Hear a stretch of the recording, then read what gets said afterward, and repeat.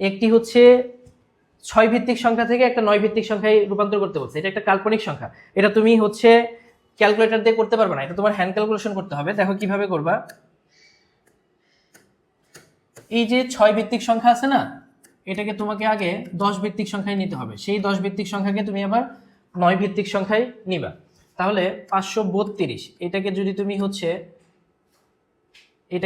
হচ্ছে 10 ভিত্তিক সংখ্যায় নাও, তাহলে 5 ইন্টু কত হবে 6 প্লাস 3 ইন্টু 6 প্লাস 2 ইন্টু 6, এই 6 এর পাওয়ার হবে 0, এটা 1 এটা 2।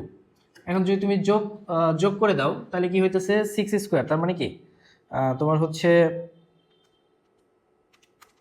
36 ইন্টু হচ্ছে 5, সেটা হয় হচ্ছে 180 প্লাস এটা হয় হচ্ছে 18 প্লাস এটা হয় হচ্ছে 2, তার মানে তুমি এটা যোগ করলে হবে হচ্ছে 200। এখন এই 200কে 200 তো পাইলা তুমি দশমিকে, মানে ডেসিমেল সংখ্যা পদ্ধতিতে, এটাকে তোমার আবার 9 ভিত্তিক সংখ্যায় নিতে হবে। দেখো 200 ভাগ করা হচ্ছে 9, কত হয় 22.22, অনেকগুলা 2, তুমি অ্যান্সার লিখবা কি এখানে লিখবা হচ্ছে 22 মাইনাস দিবা, এই যে পয়েন্টের পরে অনেকগুলা 2 আছে সেইটাকে তুমি গুণ দিবা কত দ্বারা, সেটাকে গুণ দিবা হচ্ছে 9 দ্বারা, দেখো কত হয় 2 হয়। তারপরে আবার 9 দ্বারা 22কে 9 দ্বারা ভাগ করবা, কয়বার যায় 2 বার যায়, ভাগশেষ থাকে কত 9 দুগুণে 18, ভাগশেষ থাকে হচ্ছে 4, আবার ভাগ দিবা 9 দ্বারা, কয়বার যায় আর ভাগ যায় না, এই যে এই 2টা এখানে এসে বসবে, তার মানে আমাদের ফলাফল কত, ফলাফল হচ্ছে 242। এই যে 532 একটা 6 ভিত্তিক সংখ্যা ছিল, ওইটাকে যদি তুমি 9 ভিত্তিক সংখ্যায় নাও তাহলে 242 আসবে।